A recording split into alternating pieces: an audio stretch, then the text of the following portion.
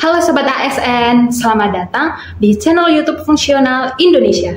Di sini, kita bakal bantu Sobat ASN mempersiapkan diri menghadapi seleksi P3K dan CPNS dengan pembahasan yang lengkap dan mudah dipahami. Sebelum lanjut, yuk like, komen, dan subscribe YouTube ini supaya Sobat ASN gak ketinggalan video pembahasan lainnya dari kami. Nah, di video kali ini, kita akan bahas kisi-kisi P3K dan CPNS untuk formasi jabatan penata kelola bangunan gedung dan kawasan permukiman. Pembahasan ini bakalan penting banget karena bisa bantu Sobat ASN memahami pola soal dan fokus belajar di bagian yang tepat. Yuk langsung aja kita mulai pembahasannya. Kisi-kisi P3K penata kelola bangunan gedung dan kawasan permukiman dibagi menjadi dua nih teman-teman, yaitu ada kompetensi umum dan kompetensi khusus. Kompetensi umum yang pertama yaitu ada kebijakan atau peraturan perundang-undangan terkait infrastruktur bangunan gedung dan kawasan permukiman. Hal ini artinya pengelolaan bangunan gedung dan kawasan permukiman diatur melalui sejumlah regulasi nasional yang menjadi acuan utama dalam penyelenggaraannya.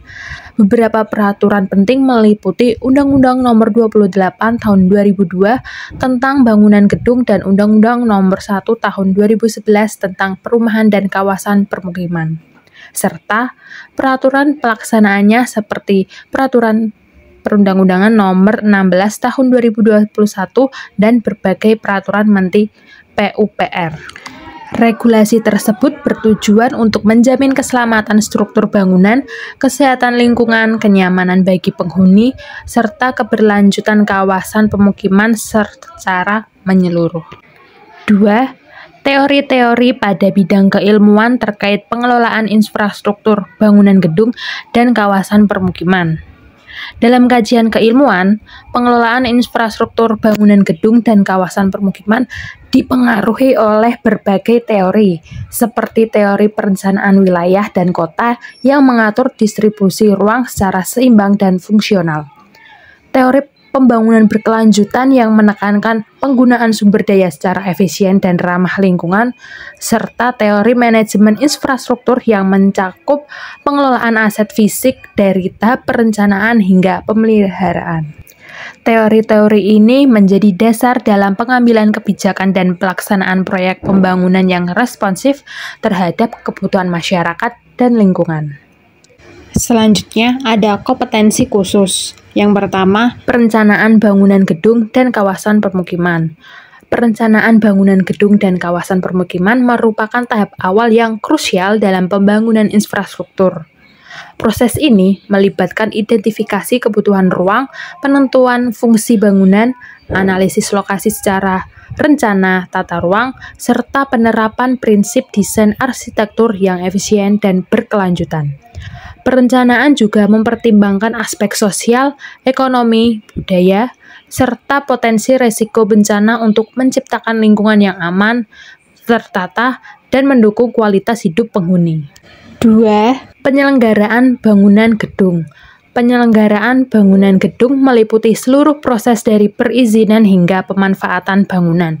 Hal ini mencakup penerbitan persetujuan bangunan gedung atau PBG, pengawasan teknis terhadap konstruksi, pemanfaatan bangunan sesuai fungsinya, serta pemeliharaan secara berkala untuk menjaga keamanan dan kenyamanan.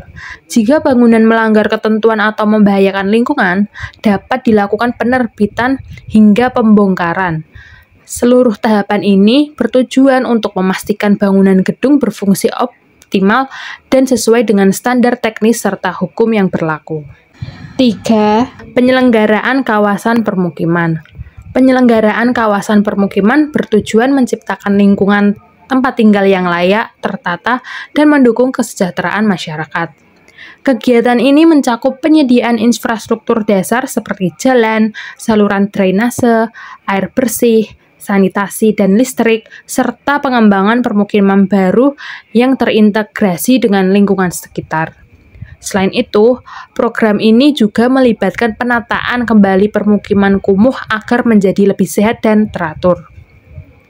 Penyelenggaraan kawasan permukiman harus memperhatikan keberlanjutan lingkungan, aksesibilitas, serta keterlibatan masyarakat dalam proses perencanaannya. Itu dia pembahasan kisi-kisi untuk formasi jabatan penata kelola bangunan gedung dan kawasan permukiman kali ini. Semoga bisa jadi gambaran awal buat Sobat ASN yang sedang mempersiapkan diri untuk mengikuti seleksi P3K dan CPNS tahun ini. Kalau Sobat ASN ingin akses ke materi yang lebih lengkap seperti kisi-kisi, soal-soal latihan terbaru, kunci jawaban, dan pembahasan detail, langsung aja berlangganan akun premium di website kami di fungsional.id. Di sana, semua sudah disusun sistematis dan mudah dipahami. Bisa jadi bekal terbaik kamu buat lolos seleksi P3K dan CPNS tahun ini. Sampai jumpa di video selanjutnya. Tetap semangat belajar dan wujudkan impianmu jadi ASN.